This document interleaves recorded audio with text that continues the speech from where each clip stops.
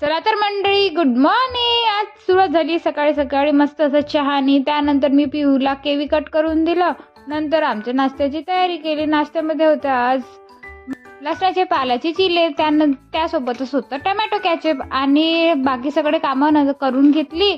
आणि दुपारच्या याला होतं पिझ्झा बनवण्याचं बेत. पिझ्झा बनवायचे सगळं साहित्य मी आधीच आणून घेतलं होतं आणि पिझ्झा बेस पण आणून घेतला होता विकतच, घरी नाही बनवला. पिझ्झाची रेसिपी पुढे शेअर करत आहे.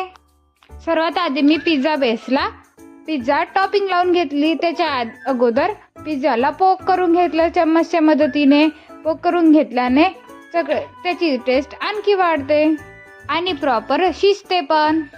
मी कॉर्न बॉईल करून घेतलेत आणि कढईमध्ये मीठ टाकून ते प्रीहीट करायला ठेवलं. आपण पिझ्झा कढईमध्ये बनवत आहे, ओव्हन नाही आहे माझ्याकडे अवेलेबल, म्हणून त्यावर सगळे व्हेजिटेबल टाकून बेक करून घेतलं होतं आणि असं झाला होता पिझ्झा.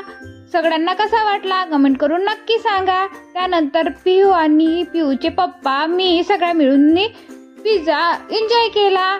चला तर नंतर भेटूया उद्याच्या ब्लॉगमध्ये. ओके.